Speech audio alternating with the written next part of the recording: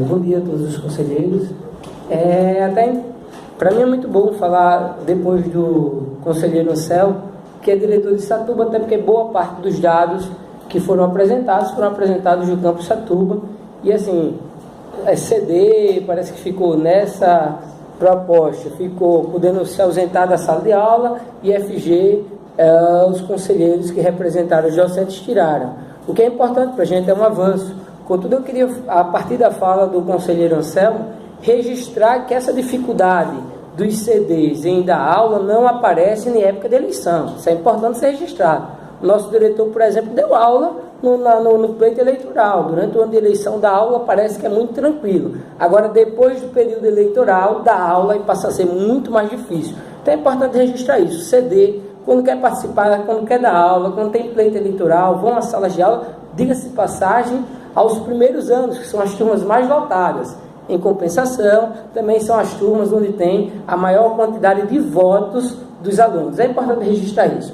Como foi parabenizado a audiência pública, e eu queria parabenizar a presença de alguns aqui, sobretudo do professor Guedes, da Edileuza, Zoroastro, que cobriu todo o evento, o Arles, que esteve presente lá, escutou as reclamações, como foi falado em outro momento, dos docentes, mas eu gostaria de registrar também a ausência do relator da proposta, a ausência do nosso pró-reitor de ensino, que lá nem esteve presente, a ausência do nosso reitor, um momento tão importante para a categoria. Quem viu as fotos, quem viu a cobertura do Zoroastro, viu que o auditório de Satuba estava repleto de docentes interessados em discutir essa minuta, e o nosso reitor, bem como o nosso pró-reitor de ensino, não esteve lá presente. Em relação à eleição do CEP, é preciso levantar esse histórico, que foi discutido aqui pela comissão, foi falado também, salvo engano, pelo conselheiro Anselmo, e lá naquele momento na votação do CEP, fique registrado que 4 representantes do CEP, eleitos pela categoria, digamos assim, representantes de categoria, votaram contra aquela proposta inicial do nosso relator, o pró-reitor de ensino. A votação, que no nosso entendimento de categoria foi uma votação manobrada, prejudicou os docentes, e foi basicamente o voto dos pró-reitores, do reitor e de um diretor de campus. E ali não refletiu nem de perto os interesses da nossa categoria. Por sua vez, me parece que a gente conseguiu avançar muito agora em relação à minuta.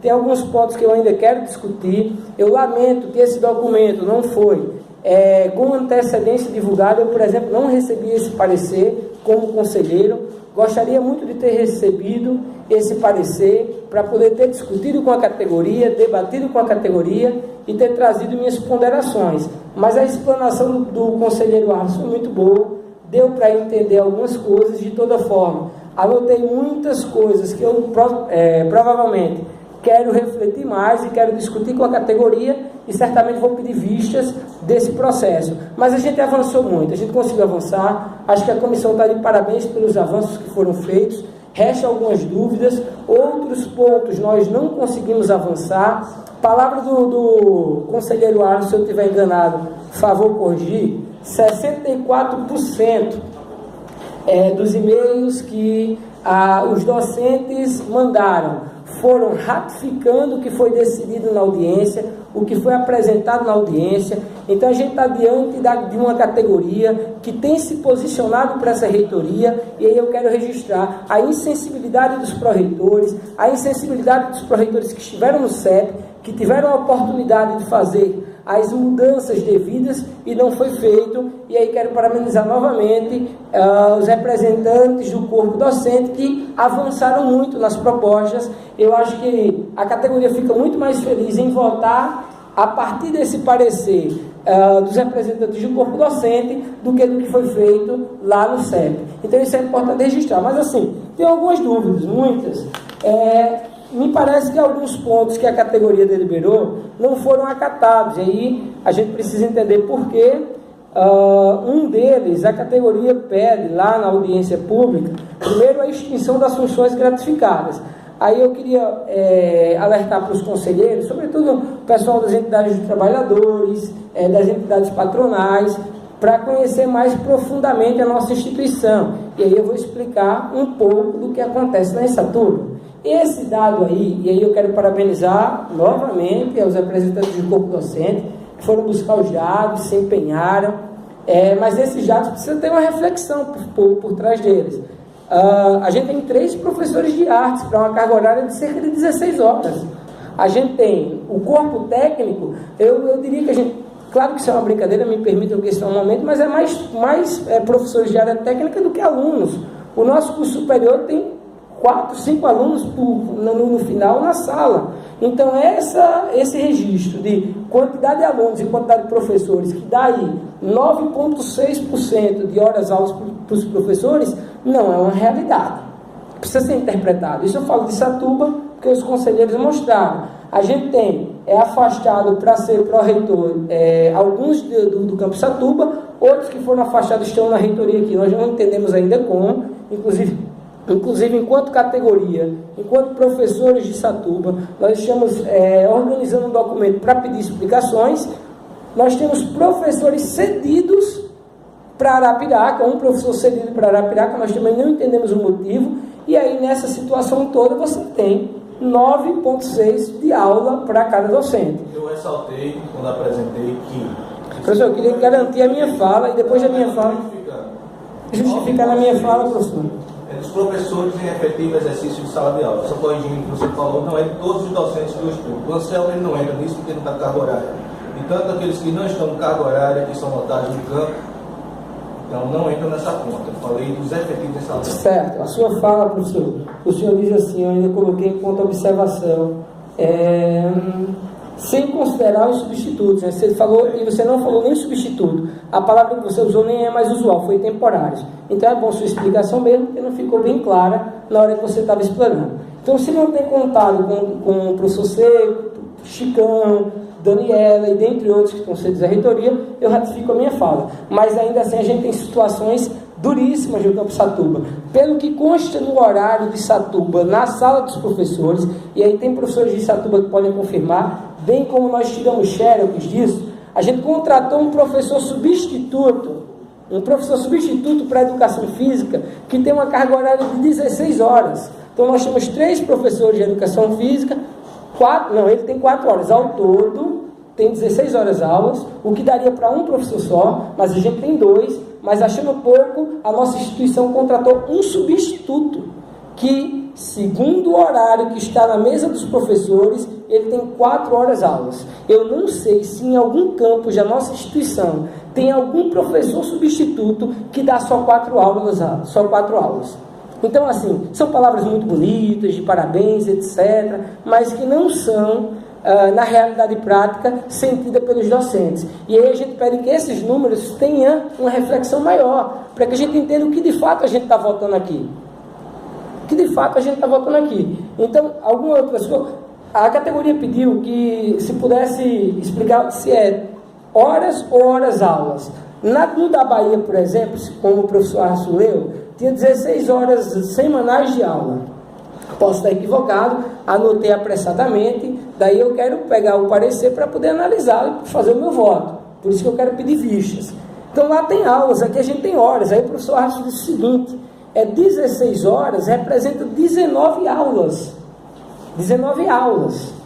E assim, eu me pergunto quando é que o professor vai fazer pesquisa, quando é que o professor vai fazer extensão, porque é o que parece ali, todo mundo no instituto dá 12 aulas, em Satuba a gente só dá 9, eu desconheço os professores que dão 9 aulas, claro que tem professores já que dão 19 aulas, mas os professores que estão aqui, como é o caso do professor Valdemir, tem 24 horas aulas, a gente tem 3 professores de química só, 16, a boa parte dessas, a gente tem 3 professores de química só, 5 de matemática, mas lá no nosso campus é interessante, 5 professores de matemática, 3 estão na gestão, sobra a carga horária para 2 professores, se for apresentada, se essa música for votada tal como ela está.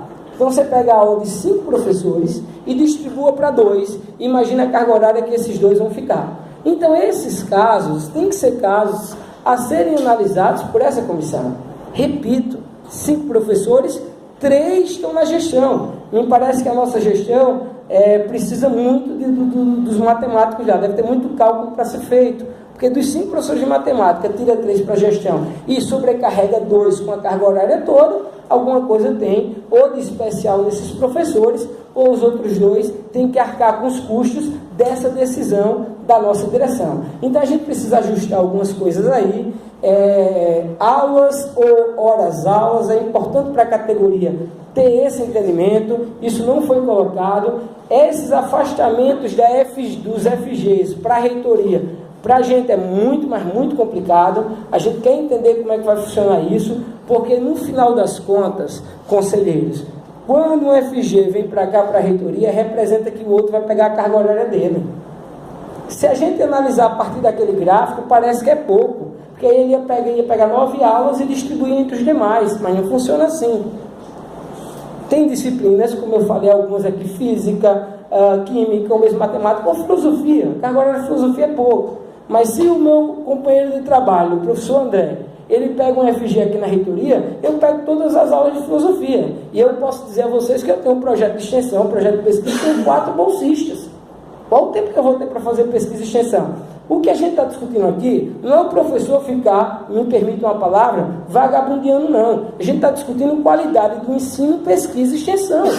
E é extremamente importante que esse conselho, que a reitoria, que pode mediar esse debate, que os representantes do corpo docente pensem educação para além da burocracia que é pensada aqui dentro. A gente luta por uma instituição que não só pense burocracia, que pense qualidade no ensino, qualidade na pesquisa e qualidade na extensão. E assim eu vou finalizar minhas palavras, que artigo 26 eu queria discutir, artigo 27 eu queria discutir, e como eu vou pedir vistas, eu vou trazer possivelmente o meu voto, discutido e debatido com a categoria, se assim for possível, se não colocarem como regime de urgência para ser votado aqui, e eu espero que a reitoria não cometa esse erro de colocar como regime de urgência, porque a categoria precisa conhecer esse parecer, bem como eu queria solicitar, se for possível, que os e-mails enviados pela categoria sejam repassados para a gente, para que a gente tenha entendimento do que a categoria sugeriu.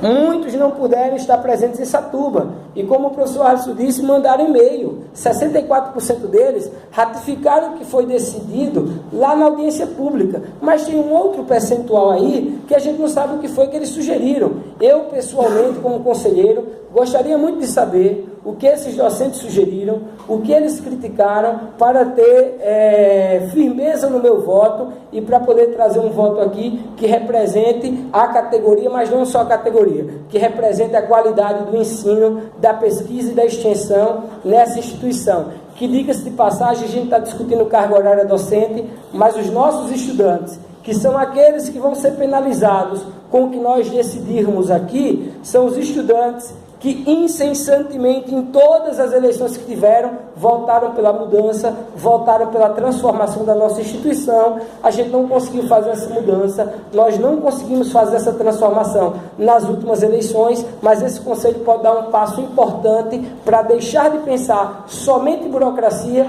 e passar a pensar o ensino e a qualidade da educação no IFAL. Obrigado. Você pede vistas, né? Peço vistas. Automaticamente foi suspenso as discussões, que o senhor vai mudar, mas eu vou manter